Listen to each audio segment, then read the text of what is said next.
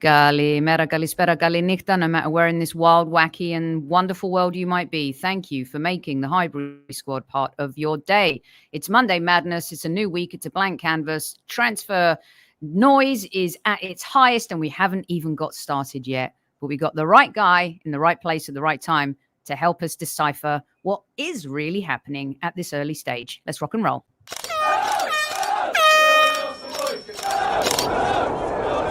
Mind the gap between the train and the platform. Please stand clear of the discussion doors. The next stop is Highbury Squad.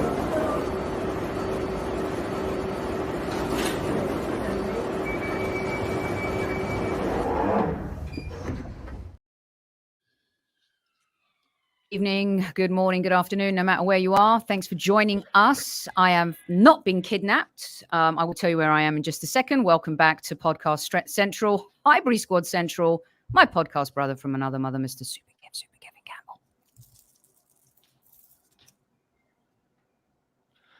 Squaddies, hello. Welcome to Monday Madness and Addies. Joining us is a very special guest. This is your first installment. We thought we'd lob it on Monday Madness because we got Super Kev here as well for Spend, Stick, Sell, Mr. Tom Canton from the Guna Talk TV. Welcome back to Squad Central. How are we? We're good?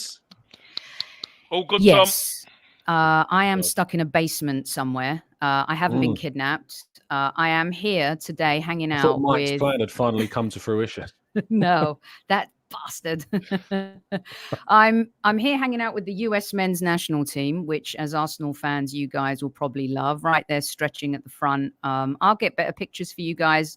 I've already uploaded a video of Matt Turner doing his training. This is Matt closest to the camera, ball in air, taking near shots. But he seems in good spirits. Balogun not quite here yet, but when he is, we'll get to have a chat with him as well. I'm going to duck out of this as soon as we're done and have a chat with Matt Turner.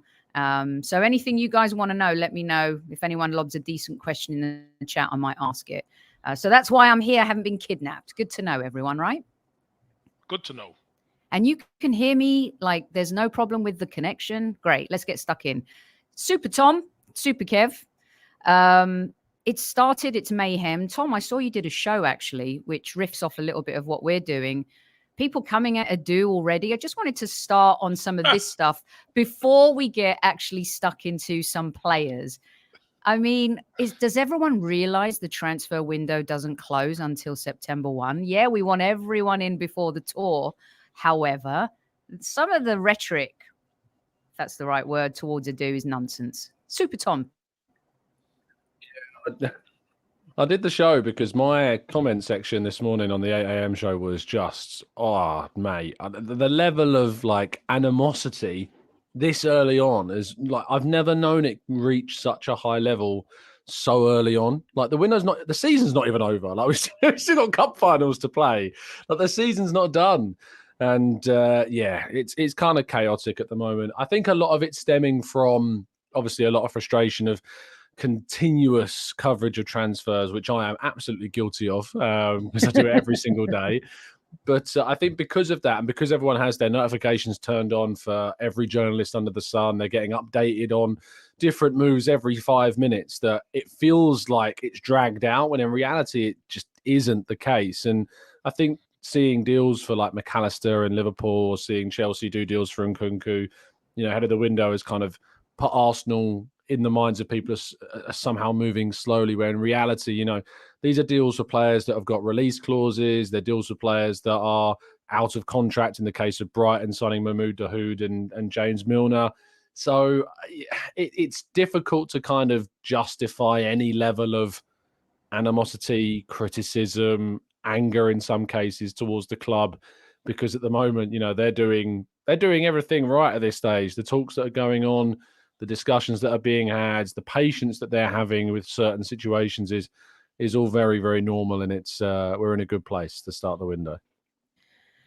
It's insane, isn't it? This is I find it insane in the sense that even if you were critical ahead of a couple years ago, there's no denying that what he has done and the business he's conducted has been excellent in terms of the players that we've had in. I think the Mudryk thing has left everyone feeling a little tainted. However, if there's one area that maybe I kind of am a little not panicked about, but it's who's leaving, getting these players off our books, you know, what's going on with the Pepes of the world. But still, even with that in mind, considering where we were and have been last season, very harsh, no? And maybe idiotic, if I may say. Yeah, you can say that. I just think it's, as Tom alluded to, there's a little bit of panic among our fan base. Why, I don't know. They'll all, the people like Edu and Mikel are only going to be judged with who they bring in. Let's be honest. Not who goes out. They're going to be judged on who they bring in. So, again, if you sign somebody now, it's not going to matter. The key is when when everybody goes away and comes back, that's when you want you want to be bringing in the right players. And we've got to get the players' incomings right, because they have to help us bridge a gap towards the yardstick that are Man City. That's where we're operating now. It's rarefied air up there, and it's not just a matter of bringing any old player in. You know, we've got to be smart, and we've got to bring in the right quality. Totally agree. Tom, I wanted to touch on this first because everyone keeps talking about, you know, who we're bringing in. Spend, stick, sell. Obviously, we want to make sure that our best players stay. Looks like that's happening. We're going to have to say goodbye to maybe a few that we like, and we've talked about that on a previous show. What about the Saliba contract first? The players we really want to make sure that we want to stay. Saka got done. Martinelli got done. There's an Odegaard, you know, situation contract-wise happening. Doing things that we haven't done in the past, tying up our players. Any news or any movement on that front before we go into what could be new for us? The Saliba situation obviously is, it's difficult to kind of talk about because it's such an emotive subject in the fan base again. Like, fans are rightfully, you know, obsessed with William Saliba because he's brilliant, you know, and we're in this kind of difficult state right now where he has a year left on his deal and all of the control is in the players' camp. And Arsenal really want him to stay. Saliba is happy at Arsenal and is happy to stay. But the difficulty at the moment and the reason why the conversations have gone on so long is around the wages. And his representatives, and I'm sure he himself, feel that he's worth more than previous offers that Arsenal have, you know, put forward. There was a recent report suggesting that Arsenal had offered around £120,000 per week that had been rejected. And I think the Sun quoted that it was a shock to Arsenal, the wage demands. Now, as far as I'm aware, that £120,000 per week offer was made ages ago, and it's you know, this is something that was happened. You know, we're talking January time. You know, a long while ago. Discussions have progressed since then. Other offers have been made, and we're in this kind of situation where it's not like Arsenal put together a big document, put it on Saliba's desk, and say, "Read that. Do you want to sign it?" It's a constant communication between the player, the club, and his representatives to come to an agreement about how much Arsenal are going to end up paying for him, you know, image rights, all of this stuff. Arsenal are confident. And Saliba's words over the course of the season, I did an article the other day about it, basically saying, like, there is no reason for anyone to feel like the loan spells is anything he's going to hold a grudge against. He's constantly said, I feel at home here. I'm happy here. You know, I want to stay. Like, he's constantly said things so positively about Arsenal. There is no indication at all this man holds a grudge. You know, if you want me to send you pictures of him hugging Arteta after victories, I'll happily do that. There is no animosity between these two guys at all. He just wants to pay what he thinks he's worth, and his representatives want him to get paid what they think he's worth. And if we're being honest, he deserves that. He deserves to be one of the best played players at the club because he's one of the most, if not the most important player in our 11 at times. So he should absolutely be earning, you know, similar levels to our biggest earners. Now, we've just put Saka on £300,000 per week maximum. Now, it's important to talk about the fact that wages are one of the most tricky to report things in football. The realistic estimations are Saka's base wage is just under £200,000 per week, and those bonuses take it up to around £300,000. So you can imagine that Saliba will be asking to earn, you'd expect, I don't know this, but just speculating, you expect around that £200,000 per week figure. And I think that is an absolutely fair wage to demand, especially in the case of 2023 and the way the finances are at. So look, for me, if it was a case, and I'll tell you how important this is, if you told me I can sign Declan Rice this summer or renew William Saliba, I'm renewing William Saliba. That's my choice. 100%. Kev, do you agree with that? Yeah, he's already in the building, Soph. He's already in the building, so he ain't going nowhere. Look, it's something I'm not worried about it at all. You know, it's just people being people with their opinions, and he's going nowhere. He's in our building. He's proven now one season or nearly a full season that without him, we're not the same team. Yeah. There's no way Arsenal are letting him go. I mean, just think, how much would it cost to replace him? Like Tammy and Tom have said here, a fortune. You know, well, just the transfer fee alone is going to cost you what you've given him wages. So you might as well just give him the wages. Listen, it's all part of the negotiation. They're going to kiss, make up, and when he signs the contract, everything's going to be all right. Can't keep us gooners just nice and easy strolling down the road. Hey, Tom, there's got to be some uppity bits. That's for sure. Oh, gosh, Tom, I tell you, you deserve a medal. Between now and September, I hope you have a nice vacation planned for like September 2nd. Yeah. You've gone into that droid mode again with your mic. I don't know what happened there. All right, let's move on. So Saliba, we'll see how all that goes. Now, there's a lot of chaos and noise every single day I wake up. You know, the usual, we're attached to everybody, but I think there are specifics here, Tom. And like every transfer window I've seen from Mikel Arteta and Edu thus far, is very meticulous and identifying players early and having backups. One of the things that I think fans aren't buying into is, you know, the backup idea that why wouldn't you get your first target? Like you've said, it's impossible all the time to get the player that you want. It's very competitive. And now we're seeing even more so with new teams coming up who have huge money like Newcastle, Aston Villa are going to splash. You know, Brighton now with Europa League football, it just becomes even tougher. So with that said, who are the core players out? Is it Rice, Caicedo? I'm an idiot. I don't know what's going on. Tell me what the reality is. Mike, okay. Are you hearing me fine? Yeah, I can hear you. Yeah. Okay, cool. Just checking. I don't know what's going on. I need to change the cable or something, but it keeps happening. Yeah, so Rice and Caicedo are the genuine only priority kind of signings we really know for sure, for certain at this stage. Arsenal would like both. They will try to get both. And after the UEFA Conference League final, there's an expectation that a significant bids, you know, not a bid of a club that are messing about, are going to put in for Declan Rice. And, you know, I'm talking upwards of £90 million is probably going to go in for Declan Rice. Caicedo is more interesting. Now, there's been a misconception. I think a lot of the frustration this morning was around the Ugarte to PSG deal, spurring, you know, Chelsea. That's a bad word, spurring, to use on this pod, but encouraging Chelsea to kind of move more so for Caicedo. Nothing has changed with Chelsea and Caicedo, because Ugarte and Caicedo were Chelsea's two midfield targets. They're the two that they wanted this summer, the same way that we want Caicedo and Rice.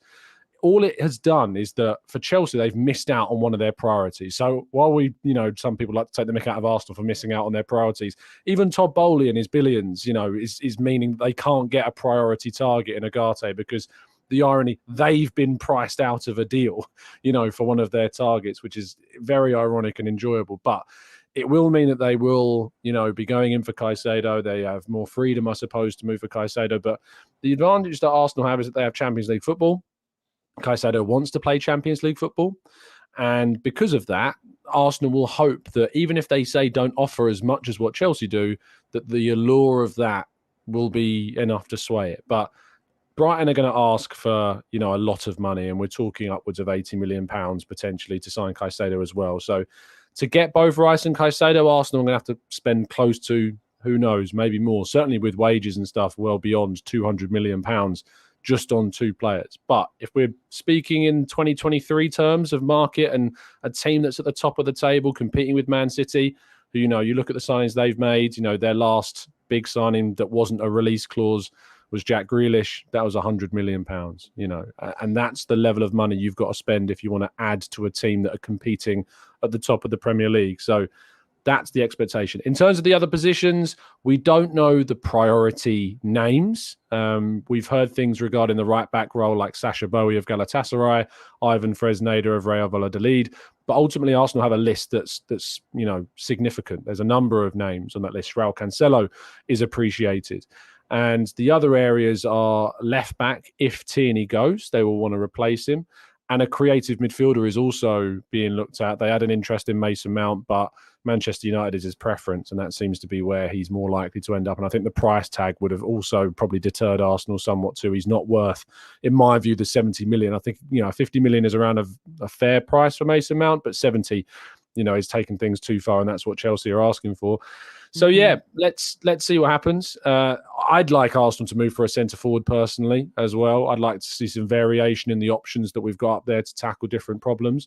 But the forward line is not something that I'm aware of being at this point in time. Not to say it won't happen later, but the priorities are midfield and defence at the moment.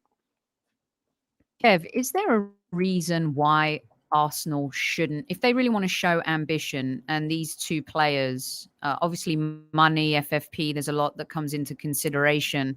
But to show ambition, to get both, that would be an incredible window, but at the cost of maybe hampering you being able to fulfill some of the other positions, especially if we don't, make bang for our buck with some of the players that we want to sell. Tierney seems to be the most valuable out there, money-wise, in the market.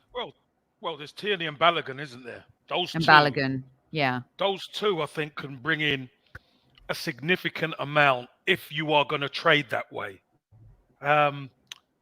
I think getting the engine room right in your team is going to be key because of the Champions League. I think it's so important. And the fact of the matter is, these 2 players, I look at it like this. If you spent 180 on Declan Rice and Caicedo, you're thinking about they're going to be part of your club for the next 10 years, really. So it's 8 to 10 million each a season. Cheap money, when you actually break it down, it's cheap money. But it hurts, obviously, when you spend it. But moving forward, I tell you what, I'd rather them in our building than we get one and not get the other. I'd rather have the opportunity to be flexible, have the opportunity at times where you could rest a Partey or whatever, and you could play a Rice there. There might be games where you play Rice a bit further forward in the 8th position and Caicedo plays sitting. There's so much flexibility there. So for me, I think getting the engine room right is the key. If you get your midfield right, I think everything else will fit into place.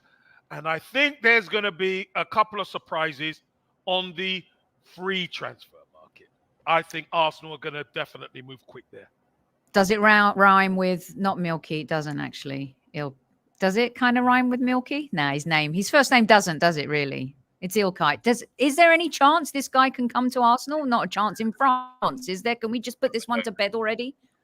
Yeah, I don't think so. I think he'll be staying at Man City for at least another season. If a player wins you the FA Cup and has a mad end to the season like that, you don't let them go. You don't. So, yeah, they're going to keep him. I would predict at this stage. We'll see. That's all I'm saying. We've seen Pep let players go because he's got his mind set on somebody else because this thing has to keep rolling. Now, this guy's a match winner. And you know what? People are talking about, he's the wrong side of 30. We're buying him to win now. If we get him, we're getting him to win now. Exactly. Forget resale. It's win now. And some of the knowledge he can impart on some of the younger players can help. He's a winner. He's a difference maker. Hey, but he's in Man City's building. If Man City ever open the door and he gets out, Could you imagine how many teams will want him? I'd love us to be top priority. Yeah, and Barcelona were the favourites for so long. And, if people talk about a lifestyle change, I'm not sure if for his family that would be leaving Manchester to London. Barcelona would be an ultimate lifestyle change. But also for him, it's going to be if he's up for the challenge and he wants to come in and he's bored and he's, won the treble and he's looking for something new. One thing you guys said, and thank you, by the way, for all your kind messages. I'm without asking Balogun, because I don't want to get in trouble. But Tom, are we settled on selling him? Is he not going to get one of the questions that I would love to ask is why don't you stay and fight for your place? I think you may have asked him, someone may have asked him that question, but is he really out the door? Why wouldn't he be given the same chance Eddie did, especially after what he did in France this season? He wants to be a number one. And if he goes to Arteta, and he probably has done, to say that's what I want, Arteta's going to tell him that I can't guarantee you that. I can't guarantee you that you're going to be the number one next season. He has had a brilliant season and scored a bucket load of goals. Granted, there's a fair few penalties in there, but he showed great technical ability, great pace, great composure. And he's carried that on sides, up the league and table. There are question marks. We let Lacazette leave, and he's gone and scored. Even more than Balogun. If you'd have told me that Lacazette was going to score 25 plus goals, I would have said you're mad. I don't. It's difficult because Liga is one of the greatest leagues in the world for producing talent. Like, you can't ignore the quality of players that have come out of that league that still remain in that league. So I'm always careful about talking about that, but I do think that there is something to be said, about the translation between how a striker, for instance, translates that, because we've already been burned by it once, in my view, with Lacazette. It just didn't work out. It didn't translate. You couldn't bring the goals from Liga into the Premier League in the same way. Say again? Twice.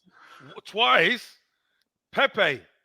Yeah, exactly. Yeah, another great example. And there will be more. But then there's players like Bernardo Silva, who've moved from Monaco to Man City and done brilliantly well. And he's not exactly like a physical player, is he? He's lightweight, great technical player. So it's not always one rule for one means the rule for everybody. But there is some wariness about that. But yeah, Balogun wants to play regularly, and there is not a shortage of teams that are interested, especially on the continent, because they've seen him move from England to France, score loads of goals, and know he can translate his ability into other leagues.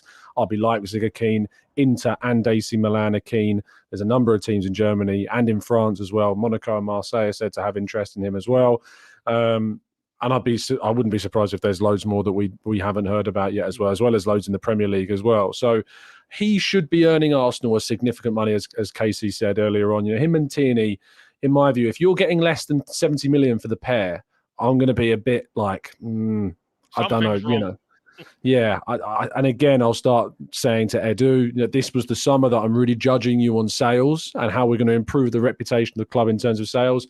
You should be getting close to, if not bang on 70 million for those two at least. So that's what we've got to look out for this season. Okay, so let's so that's the forward line. There's one area that we're not really talking about a lot, and curiously it became an issue towards the end of the season, and a lot of Arsenal fans, sensible Arsenal fans, have kind of been harping on about this maybe for over a year, is the backup to Saka, or for Saka to be rested or given opportunities.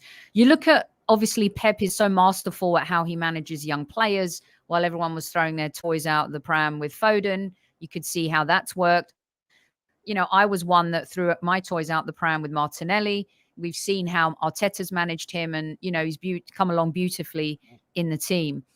What about a backup for Saka, Tom? And Kev, what your thoughts on that? And do we feel like we have that player already at the club, Tom? Do we, Kev? Do you want to go first? Let me just throw this out there. I don't want no backup. No. I want competition. That's what Okay, competition, Yes. yes. Because backup means you're always going to be behind. No. Let's be honest here. So if Mikel Arteta picks a team, we want to be able to say that team can play against anybody, whether Saka's in it or not. And listen, for Reece Nelson, will probably sign again. And you could say Reece Nelson is a backup because he's someone who can come on and do a job. But this is the difference with Man City to us. We're talking about backups. They just have a squad, a competitive squad. That's what we need. We need to know, and there's no disrespect to Saka, but I want him being pushed. I want to be able to say, right, Saka, you're sitting down on Saturday because we got a Champions League game on Tuesday. And we don't miss a beat. That's the type of player we need. And we don't have it in the building yet. Trossard can do a job. He doesn't have the same characteristics as Martinelli and Saka. And when we're at our best, Soph, we utilize the speed of these guys down the wings. Trossard, we know he can play anywhere there, which is a fantastic Swiss Army knife to have type thing. But if we want to be competing right at the very top, we need competition for Martinelli and Saka. And we just don't have it at the club at the moment. Yeah. And Tom, we've been screaming for that for a long time. And we loved it when Zinchenko came in and Tierney, you know, he kind of had a little bit of a fire lit up his backside. And, you know, Tomiyasu coming in and creating even more competition for him. You know, we've seen the midfield area, even though it didn't kind of end up being what we wanted it to be. Martinelli, I think, was galvanized by the signing of Trossard. What's your thoughts on the Saka situation, backup versus, you know, competition, and if there's really a spot for someone to come in, or if we have that player already? No, there's without doubt there's a spot. Like as Casey said, you know, we need to be able to be in a position where, you know, if you're looking at the Manchester City team right now and who's starting in that front three, if they rotate out Bernardo Silva from the right hand side, Mahrez comes in, you know, and that's the level that they can go to. So I don't think Arsenal will sign a competitor for Saka this summer. Not that the club don't think we need one, but mainly because they see Reece Nelson as a player that for this summer, particularly with our priorities so much on the midfield and defence, in a summer that's probably going to cost you, plus creative midfield they want as well, close to potentially £300 million. To bring in a competitor for Saka, yeah, if we lost Saka, you have to think about how much you're going to have to spend to replace him. And that's what you need to think about when you want to bring someone in to fight with him, because you need to bring someone who can push him and be close to his level. And that's going to cost you a lot of money, to be able to do that, unless you can find somebody, as Casey said earlier, on the free market potentially. You know, people may shout Wilfried Zaha all of a sudden. He's more of a left-sided player. I don't think he's a Saka competitor. And I think that the Reece Nelson renewal is a smart bit of business in a summer in which all of our focus is financially on the midfield and the defence. If you told me who do I think looks the most dangerous of our substitutes when they come off, it's Reece Nelson. Every time the season's come off the bench, he's done something. And this is coming from one of his biggest critics of the past. You know, I was saying last summer, we need to be shot of him. We need to move him on. He needs to move on for his own benefit as an individual, play somewhere regularly. But now he's absolutely made me go 180 and think again on this season. By coming off the bench, by creating problems, scoring big goals. You know, when Saka came off against Nottingham Forest injured, it was Nelson that came on, not Vieira, not Smith Rowe or somebody else. It was Nelson that Arteta put his faith in that game, and he scored twice. You know, and it's those examples which makes me think that, yes, there is something in there. There really is some talent in there that they spotted a long time ago that they've never been able to completely unleash. And if they can do it this season, amazing, because it's cost you next to nothing to renew him, and we've got all of our money to invest elsewhere, which we need to. And in reality, I don't think there's that many players out there that we could even sign that would push Saka realistically, you know. So you're going to then be investing in someone who is a backup rather than a competitor. And I think I'd rather invest that money elsewhere and renew Nelson and see if he can be more of a competitor rather than a backup. And also, one of the things, Lone Star's having a laugh, but one of the things that he was criticised early on, Kev, was about player development and how no one's really improved under him. And behind the scenes, we keep, there's rumblings. You mentioned to us about Pepe a year and a half ago, who was staying extra time to try and improve and get better. And, there's talk of the Emile Smith Rowe and training for maybe the Xhaka role. But all of these things, this is the part that makes me feel Mikel is so much more like Pep mentally, because when you see what's happened with Stones, when you see what he's done with players, when he's, creating crazy genius pictures on the pitch, inverting players and all sorts. I do like that Mikel has that chip. I don't like it when they do square peg round holes, but it's great to see that maybe Mikel has that ability and is showing that ability to improve players behind the scenes, Super Kev, and maybe into different positions. I mean, there ain't many players that he's coached who haven't improved, if I'm honest with you. There's been a problem with consistency, but I mean, you just even look at the older players. They've improved. The season Xhaka had this season, just gone, was incredible. I mean, I never saw that coming. Him assists and goals and all that. I mean, last game of the season should have had his hat trick, didn't he? He fluffed his lines right in the first half. She could have had a first half hat trick. I would have never said that about Xhaka for all of his previous time at Arsenal. He could have got a hat trick. So there are pictures. The training ground is a place of learning and developing, no matter who you are. Our biggest problem is, and it always will be until we get there, is the yardstick. Who are we judged against?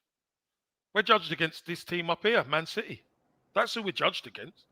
And we don't want backups, but Tom's right. Certain parts, in order to strengthen one part, we're going to have to maybe put trust in somebody else, like a Reece Nelson, who, Tom's right, he has improved.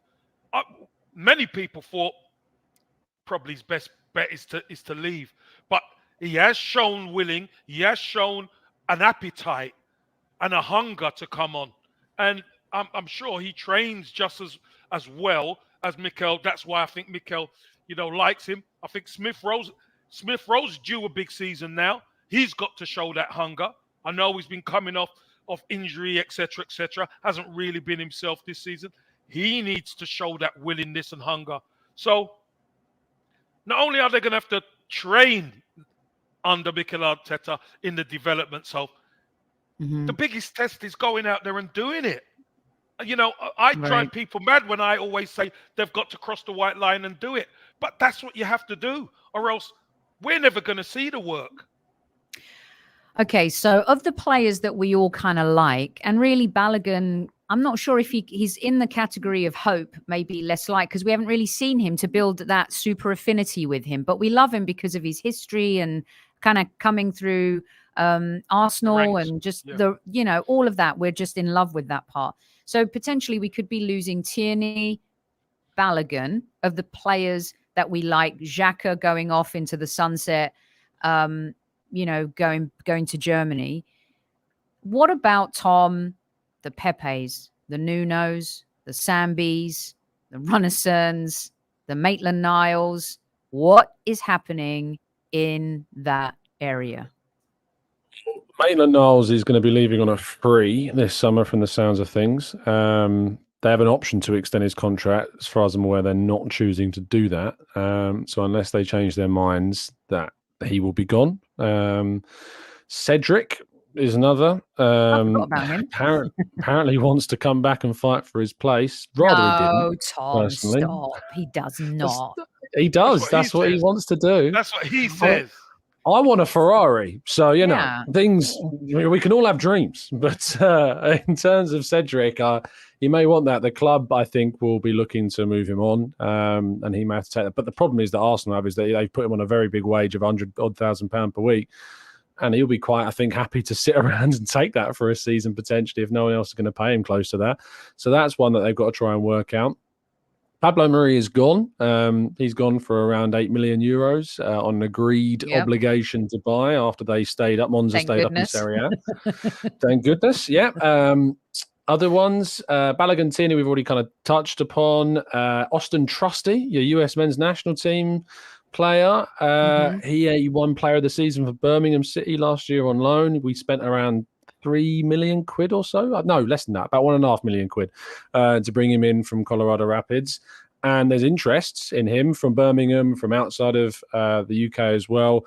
That move was always kind of seen as a gateway for him into Europe, rather than him actually ever playing for Arsenal. Arsenal will hopefully turn a profit on that, but you know, those that are saying £8 to £10 million, I think you're going to be disappointed. I think it's going to be more around the £4, £5, £6 million mark, which is a shame. Yeah. But that's what they it's going to be. They like him here. They really like him in the US system. Yeah. Yeah, he did well at Birmingham. Played left back, played left centre back in a back three and a back two. Showed great versatility. So he will move on, but only for a bit. Runarsson, as Cass says in the chat there, has been playing at Al Anyaspor in Turkey and has played for them regularly.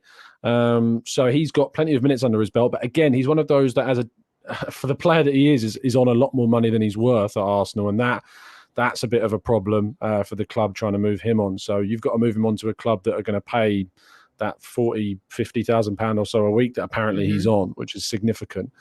Charlie Patino is another as well that will move on, it seems. Marquinhos for you. Yeah, give us those. Oh, Marquinhos. Yeah, I'll come to Marquinhos in a second. Patino, I spoke to somebody close to the player about a month ago, and they basically told me that the whole situation with him is to do with timing. That it's just he's basically come to the senior level at the worst time possible in the Arsenal team, where there's just not a pathway for him. Arsenal want to include a buyback clause in any potential sale, which is great for us. Whether they achieve that is a different thing, and that will significantly lower any transfer fee that we get for him. I think we'll be lucky to get around £10 million of Patino with a buyback clause inserted into it, which is probably fair for a player with no Premier League minutes or at an elite level. He was playing the Championship, did okay. Yeah, he had a very decent season, didn't do spectacularly. You know, there was definitely some raw elements to his game, but yeah, he'll probably go for around £10 or so million, I reckon, with potentially a buyback, fingers crossed. Marquinhos is doing really well with the under-20s Brazil squad at the moment. Got a couple of goals, assists, but his loan to Norwich wasn't spectacular. He got a goal and an assist on his debut and then didn't record a single goal or assist after that for the rest of his loan, and then had a couple of issues, I think, injury-wise, potentially.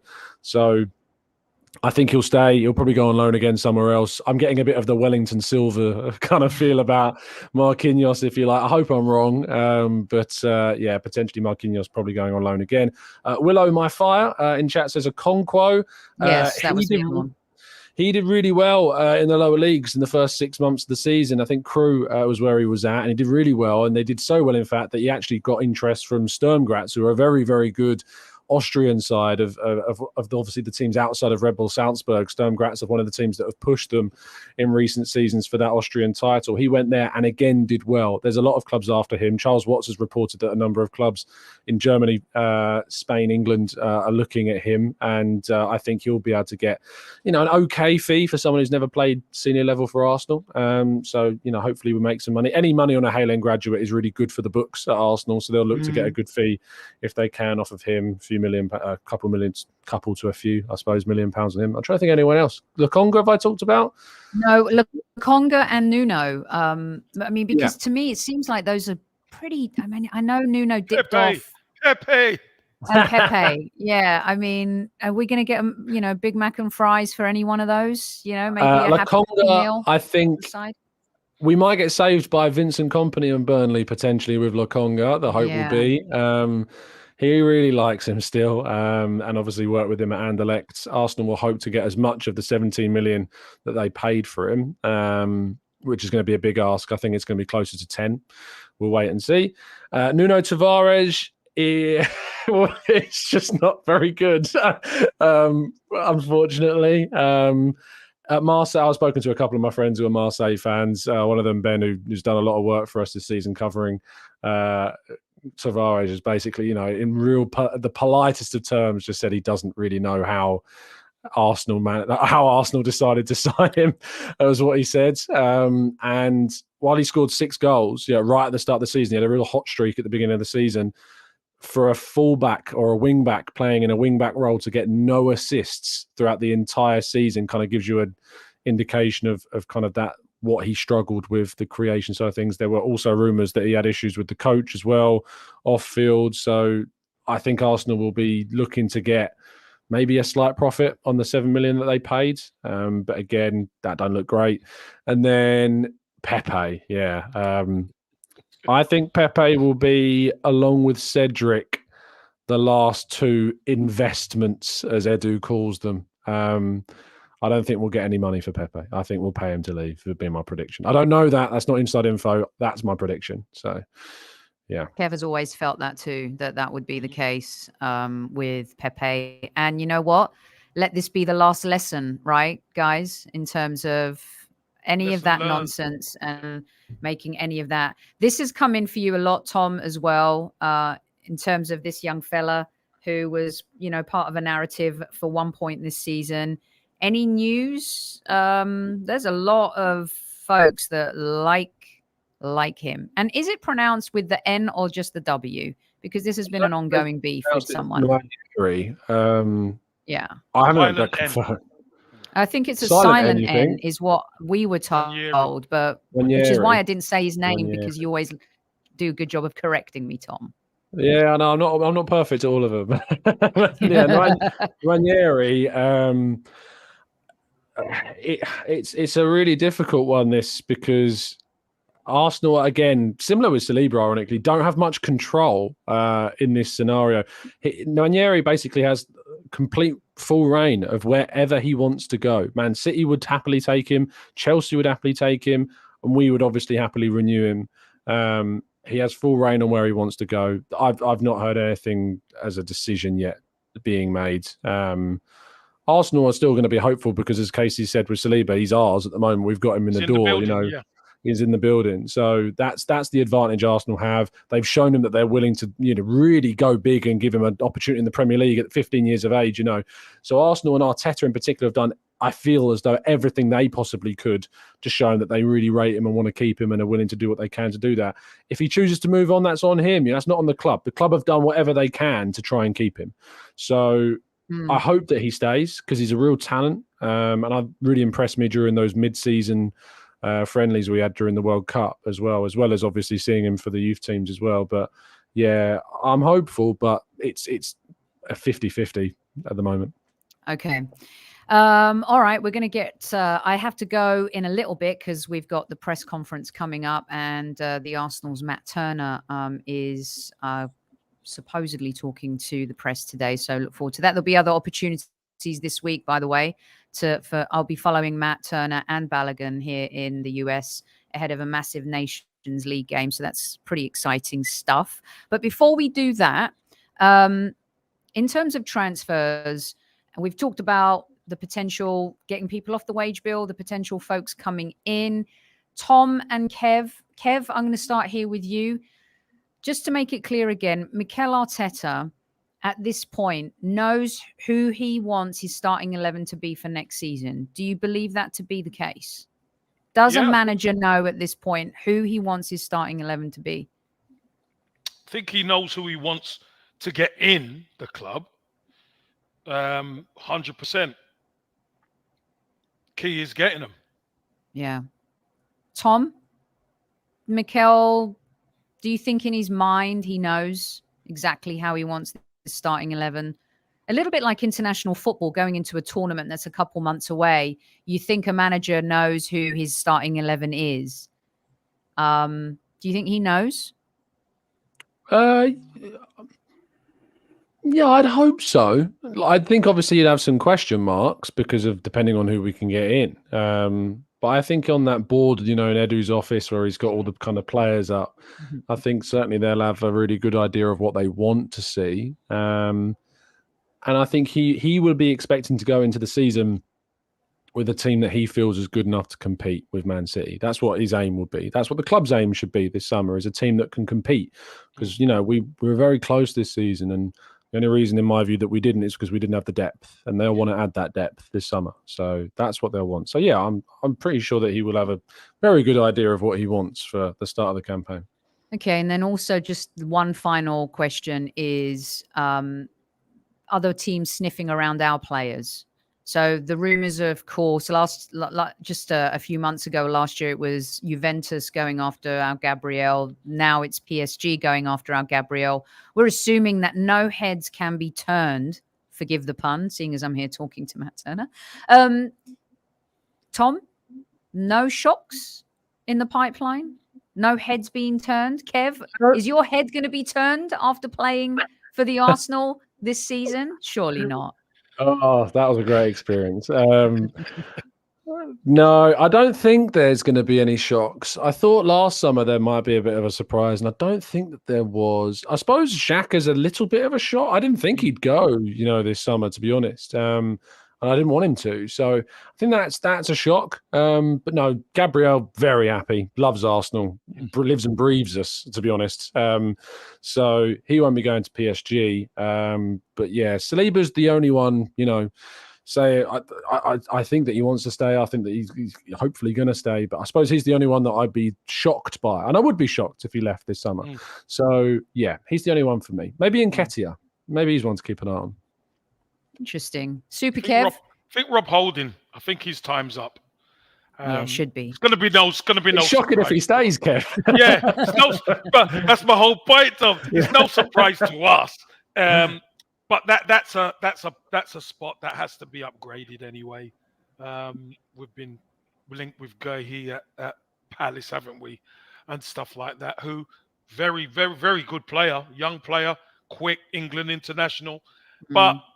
I don't think, do you know what, Soph? As a player, when you've just missed out,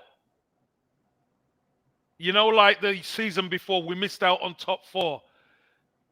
Come back with a vengeance. We've just missed out on the league. That mentality, I ain't going nowhere. Arsenal boys probably know we can do it. We know we can do it. So, most of the boys, I think, majority, 99%, will want to stay. All right, brilliant stuff. This is our first installment of Spend, Stick, Sell this season. Over 350 of you in live chat on this fine Monday. You know what to do. Chief Like Officer Tammy Stills, please deliver the numbers before Kev signs us off. Tom will be back every other week to do this show with us, where we get to chat about transfers, but also dig a little deeper. And next time around, I promised, a ton of questions came in. I know there's a lot out of you, George and Aston and Barry, and whose questions maybe didn't get answered. But trust me, we got plenty of time. Plenty. Super Kev. So one question for you, Tom, and the chat. So that's 12 players who could potentially be leaving the club. Of all the 12, what do you reckon the money coming in would be? If we get rid of the 12, if it's anything less than 100 million, I'm fuming, like, to be honest. So I'll say 100 million and be safe. And that includes Xhaka, Tierney, Balogun, Pepe, Tavares, Runnison, Maitland-Niles, Cedric, Trusty, Patino, Okonkwo, and Lukonga. Yeah? So that's the 12. No, I'd say 110. No, you said it. Are you changing it to 110? Yeah, go 110. Go 110. 110. What about yourself, Soph? I'm going to go 105. I actually think Balogun really is 50 million north of. Like, when you look at other clubs, we've seen Chelsea sell academy players for like $1 gazillion. Like, if he's that hot property, we should play hardball. That player is worth north of 50 in today's market. Yeah, but based on what he's got. The problem, Soph? Do you want to know the problem? The problem is they know he wants to leave. Yeah, I know. And you can play as much hardball as you want. That's the problem. Because if you've got a player on your books who doesn't want to be there, I said that's why I say 100. Oh, you've gone right in between Tom and I, Sophie. Yeah. All right. Well, we're going to remember that. Yeah, I've got it here. I was going to say 100. Okay, so here's what we're going to do on a couple shows. Not maybe the next one, but I'm going to have Tom and Kev put their starting 11 together for next season. Whatever they want. Arsenal starting 11. You can't do whatever you want. Why? So, Why? How can you do whatever you want? I mean, don't include Messi. All right, fine. Well, I'll set the assignment, but on the next show, realistically, we will do your starting 11. And then as the transfer window ensues, we will see how that shakes. How about that? Hey, by the way, here's the other question I've got for you. I know you've got to go, Sophie, but I'll ask this. Why do you reckon Xhaka wants to leave? He doesn't want to be on the bench. He doesn't want to be a bit part player. Yeah, it's a lot of people making out stupid comments about his wife and stuff like that. I mean, by the way, if she did want to move after having so many years in London and she wants to move her family, so be it. Right? But yeah, he doesn't want to be a second. He's the main man now. Nah. He doesn't want to play second fiddle. No, exactly. Nope. All right, 145 likes, 350 of you in live chat. You did good. Tell your friends about this show. Please share it all. On the next show, we're going to have Tom tell us a little bit more about his experience when he played football at the Emirates. Looked like he maybe banged one in. He was trying to act like he was Saliba out there, but we can't wait to hear a little bit more about it. Pulled a hammy, did we, Tom? Pulled a hammy? God, mate. God. Well, listen, thanks for joining us. And you can listen to Tom every morning on the Gooner Talk TV. Please go and watch his 8 a.m. news show. And of course, he is already kicking in with his player breakdowns. So you're not going to want to miss any of that. Super Kevin Campbell, take us out. Right, everybody, listen. Big respect to Tom. Listen, are you still doing the morning show, Tom, as always? Always. So everybody who's up early, check Tom out, 8 in the morning onwards. Super Soph here, hostess with the mostest, you know that. And thanks you for joining us. Always, squaddies. Listen, we love you. Look after yourself. Sophie, go on kill that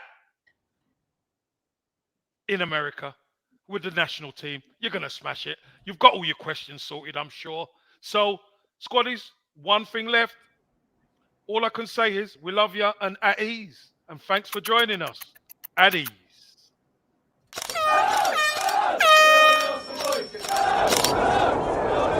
Mind the gap between the train and the platform. Please stand clear of the discussion doors. The next stop is Highbury Squad.